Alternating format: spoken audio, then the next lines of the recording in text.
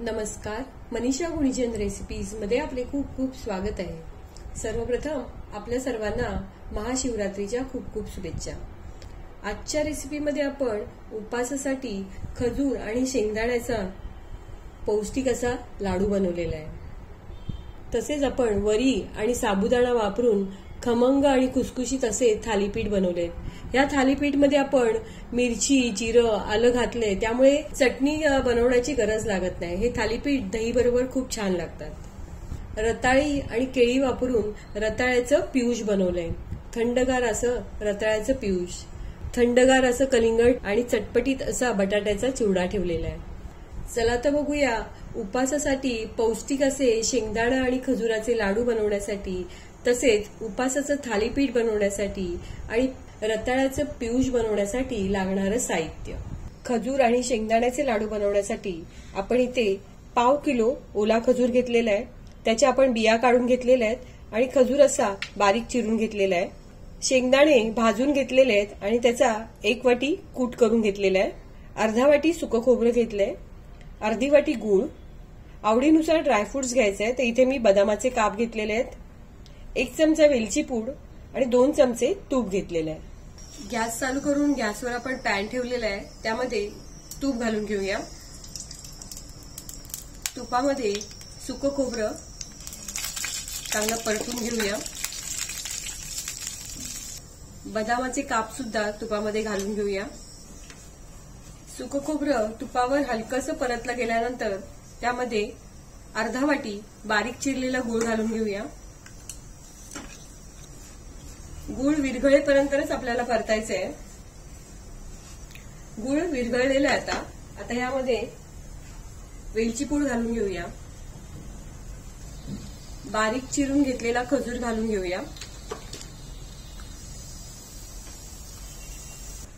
शेंगदाण्याचं कूट घालून घेऊया आणि सर्व चांगलं एकजीव करून घेऊया।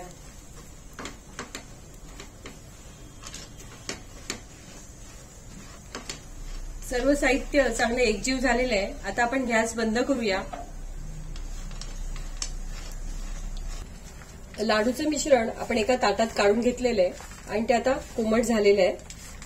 आता आपल्याला हव्या त्या आकारामध्ये लाडू बांधून घेऊया।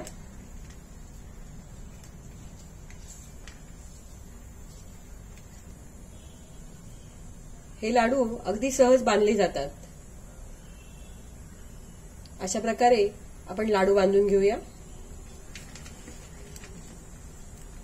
सर्व लाडू आपण वळवून घेतलेले आहेत। उपवासासाठी बनवलेले हे खजूर आणि शेंगदाण्याचे लाडू पौष्टिक तर आहेतच, पण चवीलाही खूप छान लागतात। तुम्ही उपवासासाठी हे नक्की बनवून बघा। उपवासाचं थालीपीठ बनवण्यासाठी आपण इथे 1 वाटी भगर घेतली, म्हणजे वरई घेतलेली आहे। अर्धा वाटी साबुदाणा घेतलेला आहे। इथे तुम्ही वरीचं पीठ आणि साबुदाणा पीठ घेतलं तरी चालेल। आता हे दोन्ही साहित्य आपल्याला मिक्सरला बारीक वाटून घ्यायचे। आपण इथे 4 मध्यम आकाराची बटाटी उकडून घेतलेली आहेत आणि त्याची सालं काढून घेतलेली आहेत। ही बटाटी बारीक कुस्करून तरी घ्यायची आहेत किंवा किसणीवर किसून घ्यायची आहेत। 1 चमचा जिरं घेतलंय, 7 हिरव्या मिरच्या घेतलेल्या आहे, थोडंसं आलं घेतलेलं आहे, अर्धी वाटी भाजलेले शेंगदाणे घेतलेले आहेत। भाजलेले शेंगदाणे, मिरची, आलं आणि जिरं हे मिक्सरला जाडसर असं वाटून घ्यायचंय। अर्धी वाटी दही घेतलेलं आहे। भगर आणि साबुदाण्याच्या पिठामध्ये किसून घेतलेला बटाटा घालून घेऊया। बारीक केलेले शेंगदाणे, मिरची, जिरं आणि आलं घालून घेऊया। चवीनुसार मीठ घालून घ्यायचे आणि अर्धी वाटी दही घालून सर्व साहित्य चांगलं एकजीव करून घ्यायचे।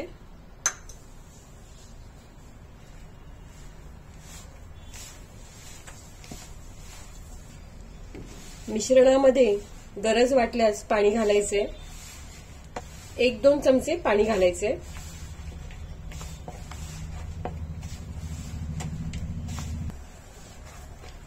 सर्व साहित्य आपण पाणी न घालता चांगलं एकजीव करून घेतलेलं आहे।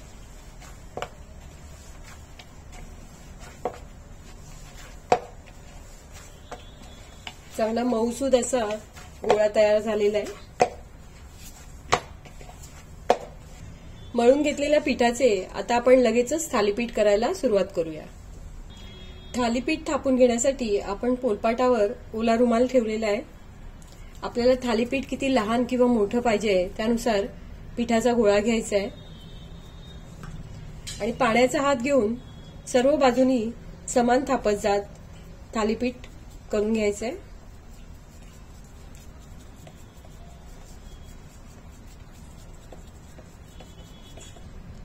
आपण ज्याप्रमाणे भाकरी थापतो त्याचप्रमाणे थालीपीठ थापून घ्यायचे। हे थालीपीठ थापून झालेले आहे। आता मध्ये मध्ये थोडे छिद्र करून घ्यायचे। थालीपीठ थापून घेत असतानाच एका साईडला गॅसवर तवा गरम करत ठेवायचा आहे। गॅस चालू करून गॅसवर आपण तवा गरम करत ठेवलेला आहे। गॅस मध्यम आचेवर ठेवायचा आहे। तव्यावर थोडंसं तेल किंवा तूप लावून घ्यायचंय आणि थापून घेतलेलं थालीपीठ तव्यावरती घालून घ्यायचंय।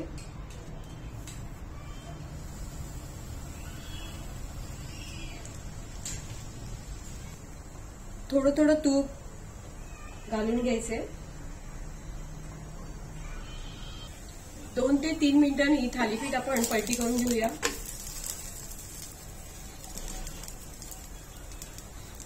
तुम्ही बघू शकताय एका साईडनी थालीपीठ छान खमंग असं भाजलं गेलेलं आहे। परत एकदा थोडं थोडं तूप घालून घेऊया।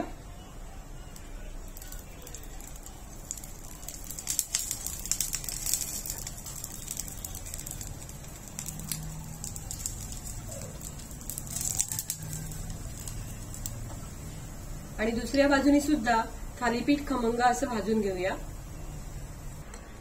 2 मिनिटांनी थालीपीठ पलटी करून घेऊया।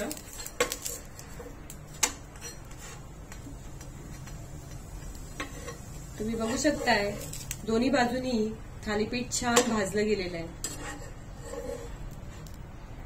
हे थालीपीठ छान तयार झालेलं आहे। अशाच प्रकारे आपण सर्व थालीपीठ भाजून घेऊया। सर्व थालीपीठ आपण थापून आणि खमंग असे भाजून घेतलेले आहेत। तुम्ही बघू शकताय आपले सर्व थालीपीठ किती छान तयार झालेत बघा आणि हे चवीला खूप छान लागतात। आपले उपासाचे थालीपीठ तयार झालेले आहेत। रताळ्याचं पियूष बनवण्यासाठी आपण इथे पाव किलो रताळी घेतलेली आणि ती उकडून घेऊन ती कुस्करून घेतलेली आहेत। 2 केळी घेतलेली आहेत। 1 ग्लास थंड दूध घेतलंय। थंड दूध नसेल तर बर्फाचे 4-5 तुकडे घ्यायचे। गोडीसाठी इथे मी गूळ घेतलेला आहे। तुम्ही साखर घेतली तरी चालेल। आणि सजावटीसाठी आपण बदामाचे काप घेतलेले आहेत। मिक्सरच्या भांड्यामध्ये शिजून घेतलेला रताळ्याचा गर घालून घ्यायचा आहे। आपण 2 केळी घेतली ती सोलून आणि कापून घेतली ती घालून घ्यायची।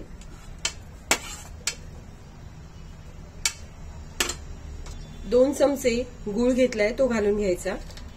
1 ग्लास थंड दूध घेतले ते मिक्सरच्या भांड्यात घालून घ्यायचे आणि सर्व चांगलं मिक्सरला बारीक वाटून घ्यायचंय। सर्व साहित्य आपण मिक्सरला चांगलं फिरवून घेतलेलं आहे। तुम्ही बघू शकताय रताळ्याचं असं घट्टसर असं पियूष छान तयार झालेलं आहे। मिक्सरला बारीक करून घेतलेलं रताळे आणि केळ्याचे मिश्रण आता आपण ग्लासमध्ये घालून घेऊया। तुम्ही बघू शकताय रताळ्याचं पियूष छान घट्टसर असं तयार झालंय। वरतून थोडे बदामाचे काप घालायचे। उपासासाठी थंडगार असं रताळ्याचं पियूष छान तयार झालेलं आहे। उपासासाठी बनवलेले आपले सर्व पदार्थ छान तयार झालेले आहेत। आता हे सर्व पदार्थ आपण ताटात काढून घेऊया। आजच्या रेसिपीमध्ये बनवलेले सर्व पदार्थ आपण छान ताटात वाढून घेतले। आपली ही उपासाची थाली छान तयार झालेली आहे। हे पदार्थ तुम्हाला जर आवडले असतील तर माझ्या व्हिडिओला लाईक करा, शेअर करा आणि असेच छान छान पदार्थ बघण्यासाठी माझ्या चॅनलला सबस्क्राईब करा। धन्यवाद।